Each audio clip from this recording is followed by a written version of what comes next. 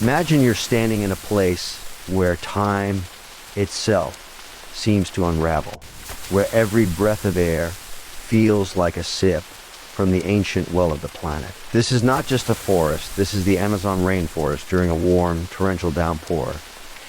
And right now, as you listen to this, a secret is unfolding that will change how you see rain forever. What if I told you that this single rainforest creates 20% of the entire world's oxygen? That's a fact we've all heard, a statistic thrown around so often it's lost its teeth. But here's the shocking hook. The truth they don't tell you in documentaries that rain falling from the sky has, in many cases, already fallen before. Up to half of the rainfall in the Amazon basin is generated by the forest itself. A miraculous self-watering system where the trees literally exhale trillions of gallons of water vapor back into the atmosphere, creating their own clouds and their own rain in a perpetual, life-giving cycle. This means the Amazon is not just dependent on weather patterns. It is the architect of its own climate, a continent-sized organism breathing, sweating, and crying to sustain itself. Now, hold that thought, because by the end of this journey, you will understand that this forest is far more than a collection of trees. It is the beating heart of our world's circulatory system, and its fate is irrevocably tied to our own. So, I need you to do something for me right now. Hit the subscribe button and ring that notification bell. This is not a casual request. What we're diving into over the next 5,000 words is a data-driven, original narrative built on the latest scientific research, and you will not hear this stitched together, surface-level information anywhere else. I'm promising you a deep, organic immersion, and I don't want you to miss a single, vital piece of the story. Your commitment to staying with this video is what allows creators like me to bypass the algorithms and deliver pure, unfiltered knowledge. Consider that your first call to action. Join this inner circle of learners. Now let's step into the drizzle. The first sensation isn't sight, but sound, a multidimensional symphony that begins as a distant whisper on the brook. Leaves of canopy giants like the kapok tree. A sound not unlike static, gradually building into a layered cacophony. The rain doesn't hit the ground all at once. It is delayed, cascading from level to level in a vertical river. The top canopy, sometimes 150 feet high, intercepts the initial fury. Here, specialized leaves with drip tips, elongated, pointed ends act like gutters, channeling water away efficiently to prevent fungal growth and directing heavy droplets down to the understory. This isn't a gentle mist. By the time it navigates this leafy skyscraper, it has become large, cold bullets of water. The science behind this is fascinating. Studies using laser scanning LIDAR and moisture sensors have shown that this interception process can temporarily hold up to 30% of a storm's rainfall, releasing it slowly over hours, effectively regulating the flood pulse of the entire basin. As you stand there, the air undergoes a radical transformation. Before the rain, the atmosphere is a thick, palpable blanket, 90% humidity at 30 degrees Celsius, 86 degrees Fahrenheit. Is not just muggy, it's a biological soup. Your clothes stick, every breath feels heavy. But as the rain falls, a paradox occurs. The temperature might dip slightly, but the humidity often climbs even higher, nearing saturation. The smell that arises is iconic petrichor. This isn't just wet dirt, it's a precise chemical reaction. During dry periods, certain plants secrete oils into the soil. When rain hits, these oils, along with a compound called gummin produced by soil-dwelling bacteria called streptomyces, are aerosolized. That earthy, sweet, profound scent is the aroma of bacterial communication and plant resilience, a scent that humans are exceptionally sensitive to, capable of detecting it at a concentration of 5 parts per trillion. It is the forest's perfume. Now look down. The forest floor, often a crunchy carpet of decomposing matter, turns into a seething, living matrix. This is where a hidden explosion of life occurs. Millions of spores from fungi, the planet's grand recyclers, are catapulted into the air by the force of raindrops. Scientists term this puffing. A single raindrop hitting a leaf laden with fungal material can create a vortex rain, an aerosol cloud that disperses spores much farther than wind alone. This rain-activated dispersal is crucial for ecosystem health, ensuring mycorrhizal networks, the wood wide web, connect and nourish new tree roots. Meanwhile, the water begins its horizontal journey. It doesn't soak in evenly. The soil, a thin, nutrient-poor layer atop ancient clay, can become saturated quickly. Water pools and buttress root systems, creating instant, temporary microponds. It sheets across the ground, finding the paths of least resistance, converging into tiny rivulets that feed into larger streams that eventually become the tributaries of the mighty Amazon River. The hydrological data is staggering. A single square kilometer of Amazonian forest can release nearly 20,000 tons of water into the atmosphere in a single day through transpiration. This event, this warm rainstorm, is thus a critical recharge for the largest river system on Earth, which discharges approximately 209,000 cubic meters of water into the Atlantic every second. But this water is not pure H2O. As it filters through this living ceiling, it becomes enriched. It picks up dissolved organic carbon from leaf litter, nitrogen compounds for insect frays, and minerals leached from decaying wood. This stem flow and through-fall water is chemically distinct from rainwater caught in open fields. It is a nutrient-rich broth that directly fertigates the roots below, a continuous intravenous drip feeding the forest's immense biomass. The soundscape evolves. The initial drumming gives way to a more persistent, pervasive pattern. The chatter of monkeys, the chattering of squirrel monkeys, the deep howls of howler monkeys subsides. They huddle, seeking shelter in tree hollows or beneath thick foliage, conserving energy. But other voices emerge. Frogs, the true heralds of the rain, begin their chorus almost instantly. Tiny poisoned dark frogs clad in brilliant warning colors of azure and gold climb onto broad leaves where their calls like metallic chirps can resonate. Tree frogs inflate their vocal sacs, creating a cacophony of trills and whistles that is both a mating call and a declaration of territory. This amphibian symphony is a direct reproductive strategy. The rain creates the perfect moist environment for their gelatinous eggs, and the temporary pools are ideal nurseries free of fish predators. For insects, it's a time of crisis and opportunity. Butterflies and bees take refuge under leaves or in hollow logs. But for many species of ants, like the formidable army ants, the rain is a minor obstacle. They march on, a living river of predators undeterred by the deluge from above, their columns protected by the sheer density of their bodies.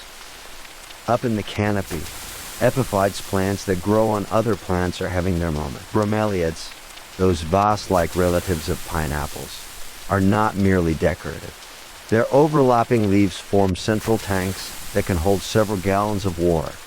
During a storm, these tanks fill, creating entire aquatic ecosystems in the sky. These miniature ponds host the larvae of mosquitoes, damselflies, and even tiny frogs like the famous red-eyed tree frog, which lays its eggs on leaves overhanging these tanks so the tadpoles can drop into the water upon hatching. The rain is filling these sky-high apartments, ensuring the survival of a whole community of canopy dwellers. For the trees themselves, this is a deep, quenching drink, but also a mechanical test.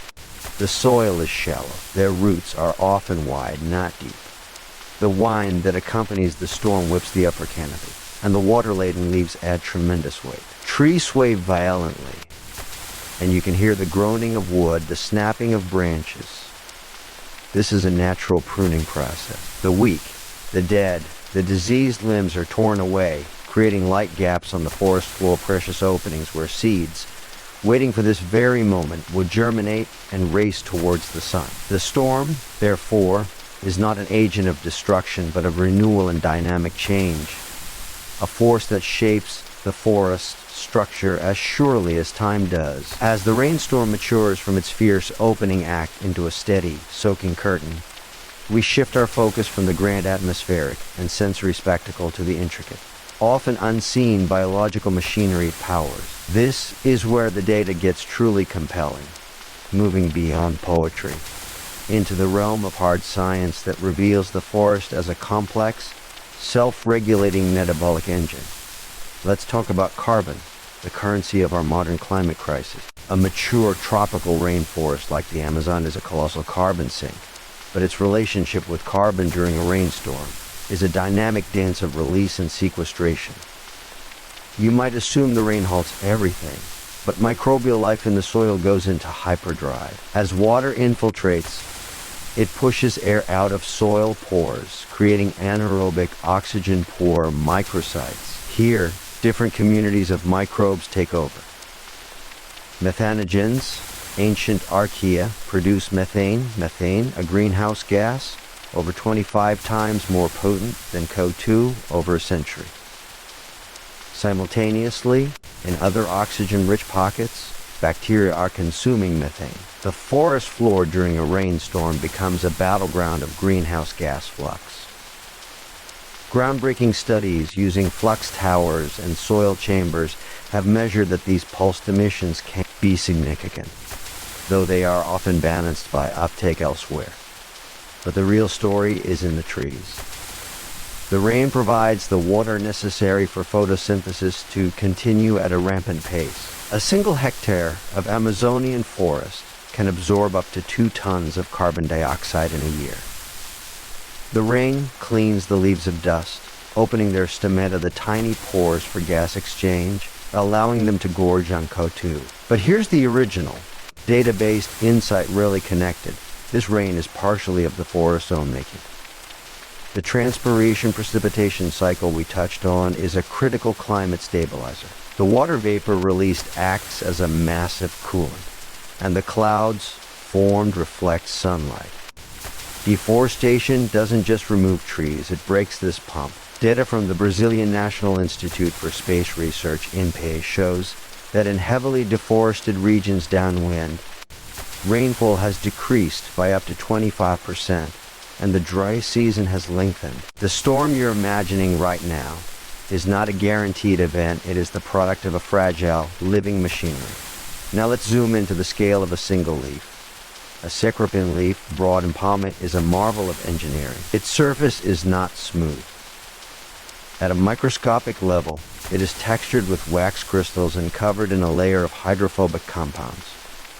When a raindrop hits, it beads up, picking up contaminants like dust, fungal spores, and even insect residue. As the droplet rolls off, propelled by the leaf's drip tip, it performs a cleansing function. Research published in journals like PNAS has shown that this self-cleaning mechanism, akin to the lotus effect, is crucial for maintaining photosynthetic efficiency. But more than that, it's a transfer mechanism. The contaminants washed from the canopy become part of the nutrient soup raining down below. This isn't just dirt. It's a biodiverse slurry containing microbes, pollen, and tiny invertebrates, a vertical transfer of life and nutrients that connects the canopy to the forest floor in a continuous loop. Speaking of loops, let's follow the water's chemical journey. Rainwater is naturally slightly acidic, absorbing carbon dioxide from the atmosphere to form weak carbonic acid. As it filters through the canopy's biofilm of lichens, mosses, and microbial life, a community called the epiphyllous flora, it becomes enriched with organic acids from decomposition. This slightly more acidic water then hits the soil, Amazonian soils, particularly the Orisons and Altai soils that dominate the basin are ancient, highly weathered, and notoriously poor in soluble nutrients like phosphorus and calcium. Most of the ecosystem's nutrients are stored not in the ground, but in the living biomass, the trees themselves. The acidic through fall water plays a key role in nutrient cycling. It can leach minute amounts of cations from decaying matter, making them available for root uptake. But more importantly, it percolates down to where the fine, symbiotic root hairs, and mycorrhizal fungal networks operate. These fungi, in exchange for sugars from the tree roots, extend threads like hyphae that act as super-efficient nutrient scavengers. The water from the rain is the medium through which this trade occurs. It dissolves and transports the ions. Satellite data and ground sensor networks now allow scientists to model this hydraulic redistribution, where deep-rooted trees even draw water from lower wet soil layers and release it into drier upper layers through their roots at night. A literal sharing of water facilitated by the overall moisture pulse from a storm. This storm is thus funding the entire economy of the forest. Now, consider the animal's behavioral adaptations, a masterclass in evolutionary problem solving. The rain creates sensory challenges. For a jaguar on the hunt, the sound of the downpour masks the crack of a twig under its paw, an advantage. But the pouring water also scrambles the scent trails of its prey. For prey animals like agoutis or peccaries, their olfactory world is temporarily reset, offering a window of slightly reduced predation risk if they dare to move. For birds, it's a mixed bag. Many insectivorous birds, like antbirds or wood creepers, become less active as their prey hides, but others have adapted brilliantly. The white-chinned sapphire, a hummingbird, is known to bathe in the large droplet, accumulating on leaves, performing acrobatic maneuvers to wet its feathers.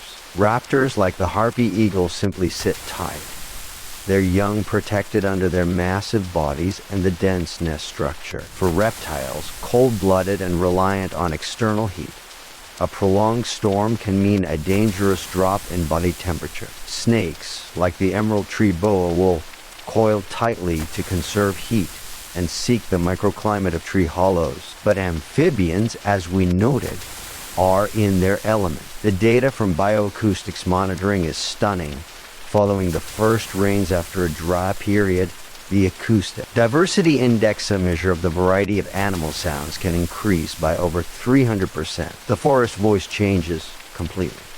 And then there are the plants with phenological triggers tied directly to rain. Some species of understory orchids use the physical vibration of raindrops as a signal to release their seeds. The tiny, dust-like seeds are then splashed away by the rain in a process called splash cup dispersal. The storm is not just weather, it is a timing mechanism, a starting pistol for countless biological processes. Furthermore, the rain alters light quantity.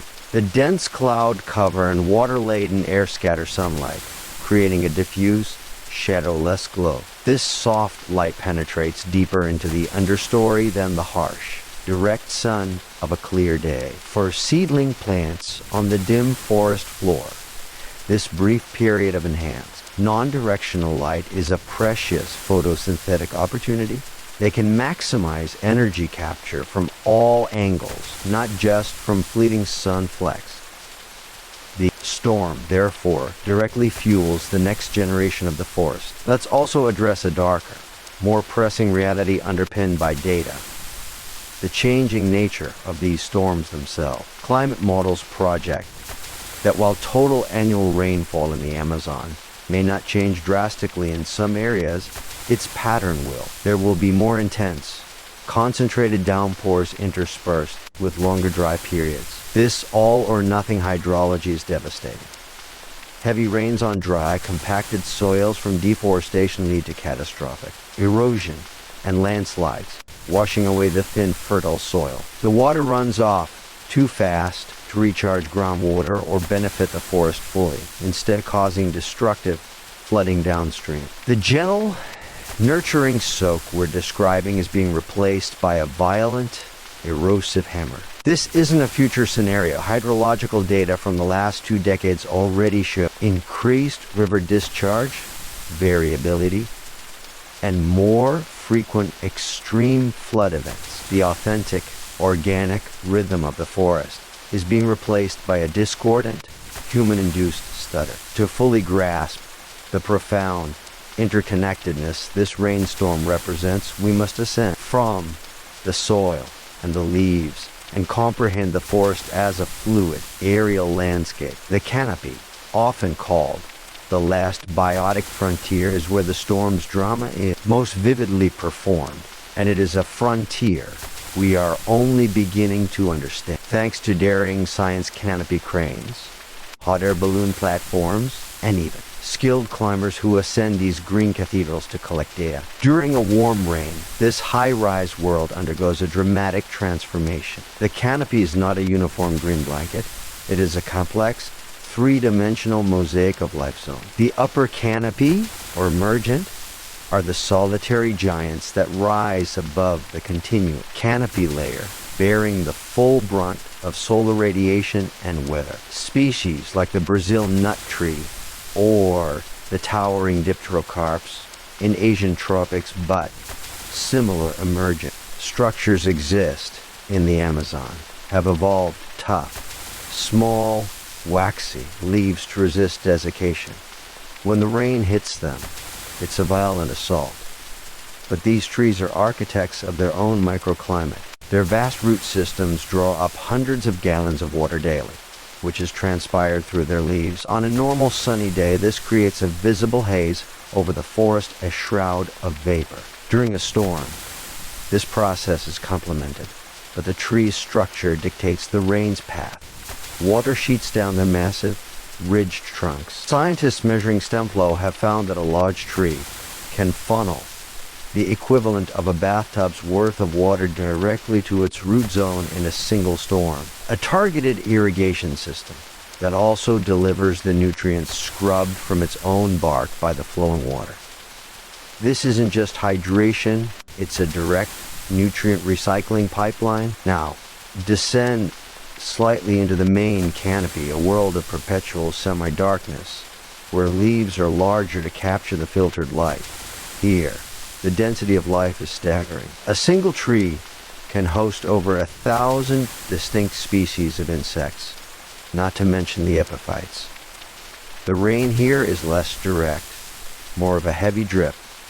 This is the realm of the tank bromeliads. Data from ecological studies shows that a large bromeliad can hold over 2 gallons of water, and a network of them in a single tree can store more standing water than a small pond on the forest floor. During a storm, these tanks overflow, connecting to form a temporary aerial watershed. This aquatic habitat supports a specialized fauna mosquito larvae that prey on other mosquito larvae, tiny crabs, and even salamanders in some forests. The nutrient chemistry within these tanks is a science in itself. Debris from the canopy dead insects, bird droppings, pollen falls in and decomposes, creating a rich, nitrogenous soup. The bromeliad absorbs this through specialized scales on its leaves. The rainstorm is thus a flushing and replenishing event for these suspended ecosystems, preventing stagnation and redistributing their aquatic inhabitants when overflow connects adjacent plants. For the animals living in this maze, the rain demands instant strategy. Sloths, already moving with legendary lethargy, become living statues. Their fur, a unique ecosystem hosting symbiotic algae that provides camouflage, becomes waterlogged. They can absorb up to twice their body weight in water, making movement even more costly. They simply hunch, often choosing a fork in a tree where water will run off them. For primates like spider monkeys, the rain is an inconvenience. They may gather in huddles for warmth, the prehensile tails acting as an extra limb to anchor them as branches sway. But the most fascinating behavioral data comes from insects. Many canopy-dwelling insects have water-repellent exoskeletons. The legendary Slavonia effect, named for a floating fern, is observed in some insects like the water strider. But canopy ants exhibit similar properties. They can form living rafts during floods. In a rainstorm, they might cluster into balls to protect the queen, their bodies creating a water-resistant barrier. For pollinators, the rain is a shutdown. Bees return to their hives and engage in fanning behavior to regulate humidity. While orchids that rely on specific bee species for pollination simply close their flowers, waiting for the sun. The storm presses the pause button on the forest's reproductive activities, a necessary hiatus. But let's talk about sound again, from a data perspective. Bioacoustics researchers deploy autonomous recording units, ARUs, throughout the canopy. They've discovered that the rain creates a distinct acoustic niche. The low-frequency rumble of the storm itself masks certain animal calls, but it also creates a background against which higher-frequency sounds, like the ultrasonic clicks of bats or the calls of certain frogs, become more effective. Some species may even shift their calling frequency or timing to be heard above the rain's din. This is evolution in real time, and auditory arms race against the elements. The rain also facilitates a phenomenon known as vertical stratification of species. Birds like toucans and macaws that frequent the upper canopy might descend to mid-levels during heavy rain, seeking thicker cover, temporarily altering the competitive and predatory dynamics of those layers. This fluid movement is a key aspect of the forest's resilience. Now, consider the hydrological data on a grand scale. The Amazon river's flow is not constant. It has an annual pulse, rising and falling by up to 15 meters in some places. This flood pulse is the heartbeat of the forest, and each rainstorm in the basin contributes to it. NASA's GRACE satellite mission, which measures changes in gravity to infer water storage, has shown that the total water volume stored in the Amazon basin in soil, vegetation, and rivers can vary by hundreds of cubic kilometers over a year. A single widespread storm system can add a significant fraction to that. This water doesn't just flow to the sea. It inundates vast areas of floodplain forest for months, creating a unique aquatic forest where fish like the tamaqua fruit eater swim among tree trunks, dispersing seeds. The rainstorm we're visualizing is the first step in that epic continental-scale water cycle that supports not just the rainforest, but fisheries, regional climates, and even ocean currents in the Atlantic. The freshwater plume from the Amazon extends hundreds of miles into the sea, affecting salinity and plankton blooms. Furthermore, the thermal data is revealing. The rain cools the surface, but the process of condensation releases latent heat into the atmosphere. This heat release is a primary driver of atmospheric circulation. The Amazon, through its transpiration in these storms, is essentially a massive heat engine. It fuels the Hadley cell circulation, influencing rainfall patterns as far away as the American Midwest and even Europe. Your local weather, wherever you are, has a faint but real connection to the fate of this distant storm. This brings us to the terrifying flip side, tipping point. Climate models and empirical data from researchers like Carlos Noble suggest that deforestation beyond 20 to 25% of the Amazon's original area could cripple this self-watering pump irreversibly. The forest would transition to a drier, savanna-like state of process called. The warm, nurturing rainstorms would become less frequent, replaced by convective storms that deliver water inefficiently. The data shows this is not linear. It's a threshold. Once crossed, the lush, moist ecosystem we're describing could collapse, releasing up to 90 billion tons of CO2, a decade's worth of global emissions, and altering global weather patterns permanently. The storm, therefore, is a symbol of the system's health. Its very presence a sign that the pump is still working. As the steady rain begins to wane, transitioning from a constant drumming to an intermittent patter, we enter the phase of aftermath and revelation. This is when the forest, thoroughly washed and dripping, reveals the true purpose of the deluge, rebirth and regeneration. The silence that begins to descend is not true silence, it's a shift in frequency. The white noise of rainfall diminishes, allowing the discrete, amplified sounds of a water world to emerge. Every leaf, every twig, every filament of a spider's web glistens under the diffuse light, holding a jeweled droplet at its tip. This is not merely picturesque, it's hydraulic. These droplets represent the final stage of interception storage, soon to fall as a secondary, gentle rain long after the clouds have passed. This delayed release is a critical hydrological buffer, prolonging the moisture input and preventing rapid runoff.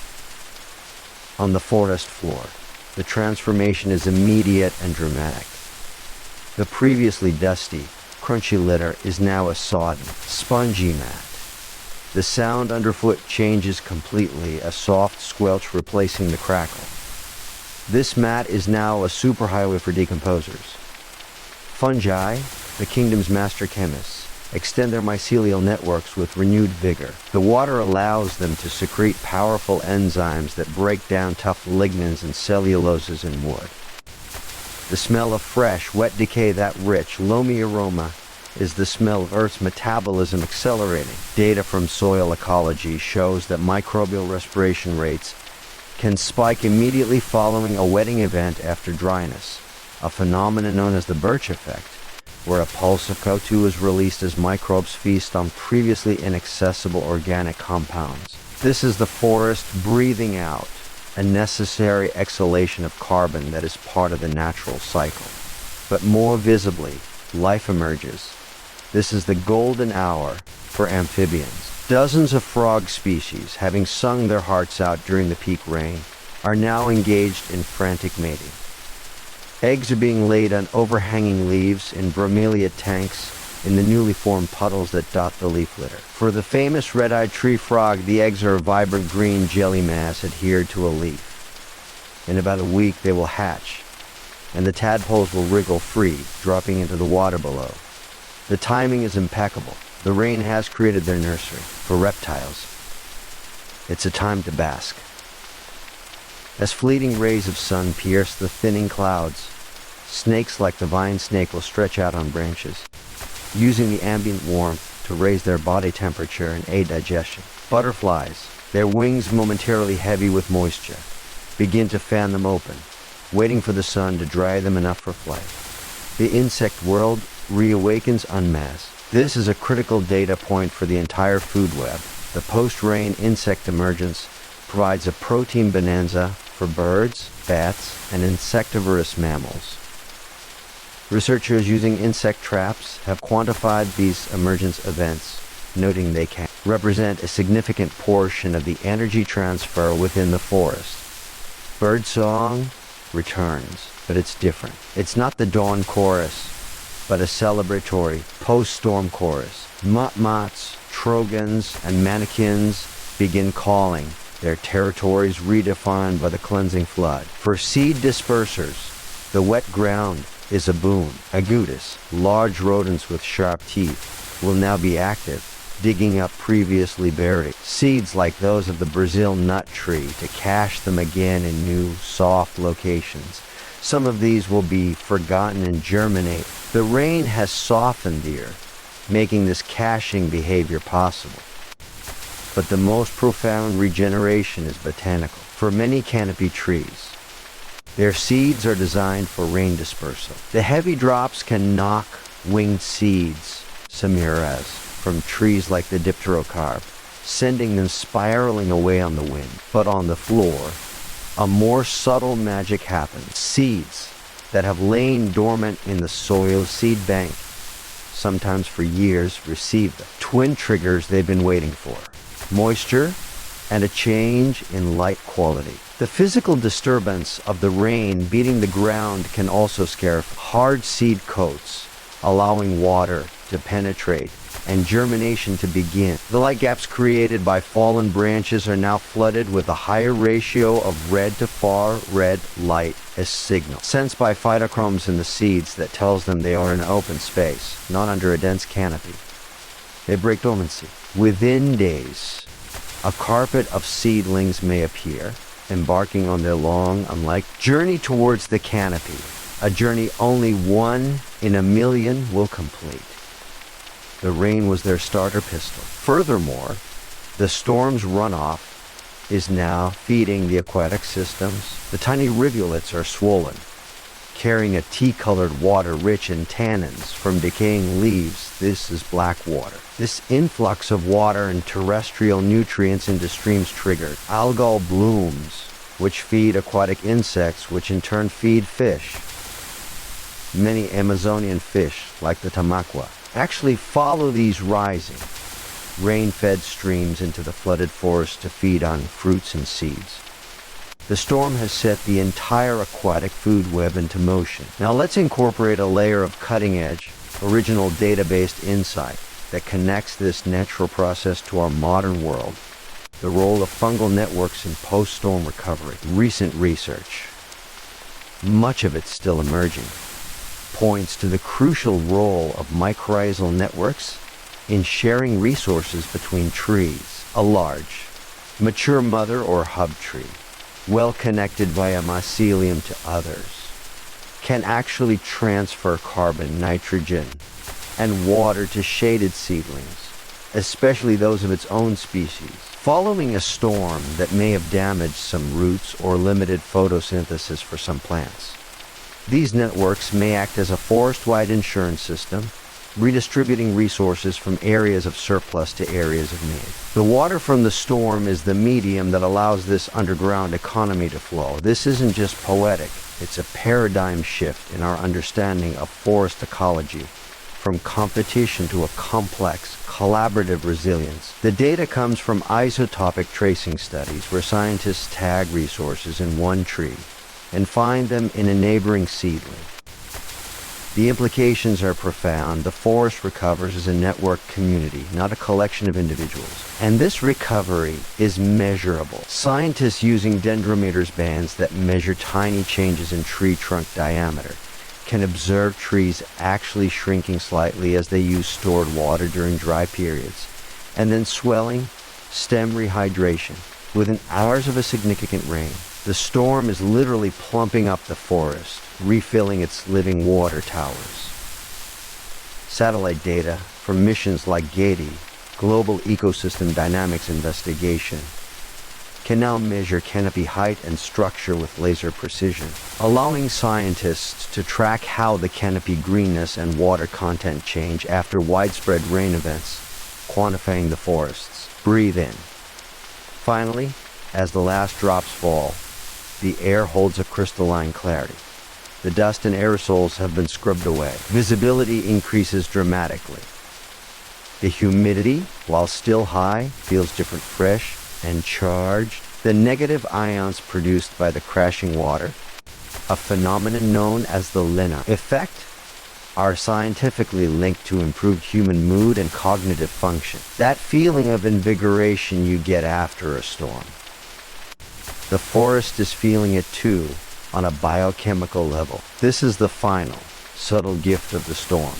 A reset, a cleansing, a deep drink, and the activation of countless life cycles. It is the indispensable rhythm to which the greatest terrestrial orchestra on Earth tunes its instruments. But this rhythm is now under threat from a deafening, human-made static. We have journeyed together through the sensory wonder, the biological intricacy, the hydrological genius, and the regenerative power of a warm Amazonian rainstorm. We've seen it as a self-creating climate engine, a nutrient distributor, a reproductive trigger, and a networked recovery system. But this immersive 5,000-word narrative leads us to an inescapable, an urgent conclusion. This symphony is facing a conductor wielding an axe. The data we've woven throughout is not merely descriptive, it is diagnostic, pointing to a patient in critical condition. Let's synthesize that data into a stark, original assessment of the threat.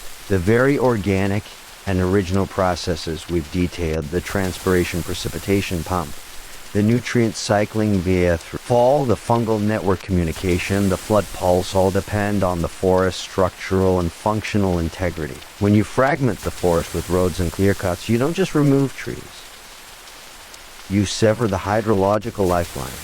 You create edge effects that can penetrate hundreds of meters into the remaining forest, drying out the understory, increasing wind damage and altering microclimates so profoundly that the nurturing rain we described becomes a distant memory for those interior patches. Peer-reviewed studies in Science and Nature have quantified this. Forest fragments can lose up to half of their biomass within the first few decades due to these edge-induced changes. The storm hits these fragments differently. The wind tunnels through gaps, toppling trees that once stood protected in a continuous matrix.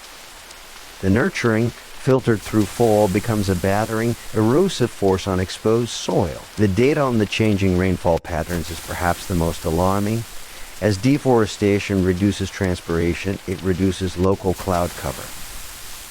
Satellite imagery analysis confirms a decrease in precipitation over deforested regions, but it also reveals a more insidious change. When rain does fall, it falls harder.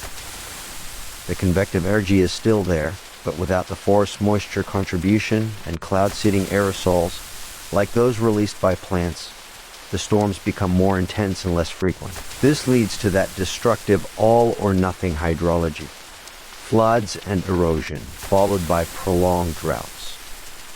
The forest's ancient, intricate adaptations to a gentle, frequent rain rhythm are maladapted to this new, violent regime. Seedlings dry out in longer droughts. Mycorrhizal networks are severed by erosion. Fish migrations tied to the flood pulse are disrupted. The data from the Amazon's arc of deforestation is a real-world experiment we cannot afford to continue. Now, let's talk about the global impact with concrete numbers. The Amazon stores approximately 150 to 200 billion tons of carbon in its vegetation and soil. If it tips into a savanna state, a significant portion of this will be released. To put that in perspective, humanity emits roughly 40 billion tons of CO2 annually from fossil fuels and land use change. The Amazon's collapse could release the equivalent of several years' worth of global emissions in a relatively short time, a catastrophic feedback loop that would accelerate global warming beyond any current model's worst-case scenario. Furthermore, its role as a heat engine and its freshwater plume into the Atlantic influence the Atlantic. The regional overturning circulation, AMOC, the system of currents that includes the Gulf Stream. Disrupting this could alter weather patterns across the northern hemisphere. This isn't fear-mongering, it's system science. The storm we've been visualizing is thus a benchmark, a measure of planetary health. Its continued existence in its gentle, nurturing form is a sign the system is functioning.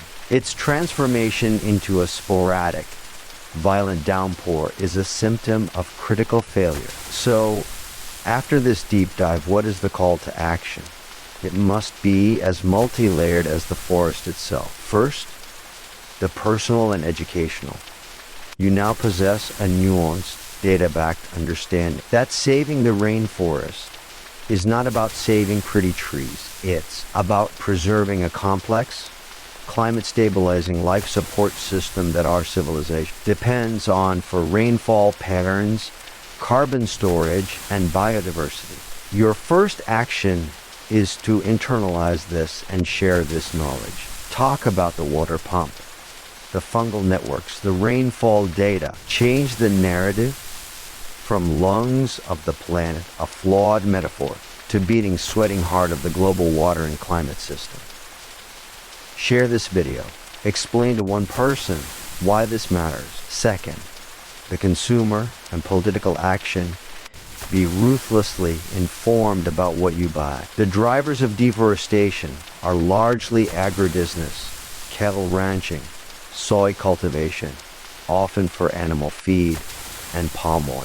Demand transparency and deforestation-free supply chains. Support companies committed to zero deforestation policies and hold them accountable. But crucially, recognize that individual consumer choice, while important, is insufficient. Systemic change requires political pressure. Support and vote for leaders locally and globally who prioritize environmental treaties, fund forest conservation, and recognize indigenous land rights. Overwhelming data shows that indigenous territories are the most effective barriers against deforestation. Their stewardship is not sentimental, it's the most efficient conservation technology we have. Advocate for policies that financially support these communities and protect their rights. Third, the supportive action. Contribute to organizations that are on the ground, using science and legal frameworks to protect the forest. Don't just like a post. Commit to a monthly donation to a reputable NGO that works directly with indigenous groups, funds satellite monitoring, or pursues legal action against illegal loggers and land grabbers. Your financial support is the oxygen for their vital work. Finally, and this is the most important call to action of all, refuse to accept despair. The data is dire, but it is not an obituary, it is a diagnosis. And a diagnosis implies the possibility of treatment. The forest has immense regenerative power if we give it the chance. Our understanding of its interconnectedness, as detailed in this very script, is the blueprint for its salvation. We must support reforestation, not with monoculture plantations, but with diverse, native species that rebuild the canopy layers and the fungal networks.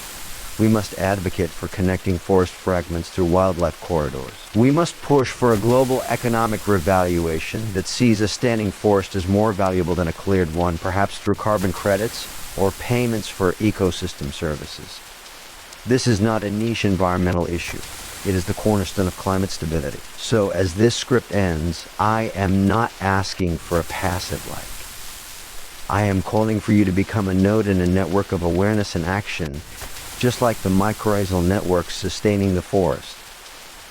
Hit subscribe to stay informed with this depth of analysis. Ring the bell so you don't miss the follow-up videos where we'll dissect solutions, interview researchers, and track conservation battles, but more.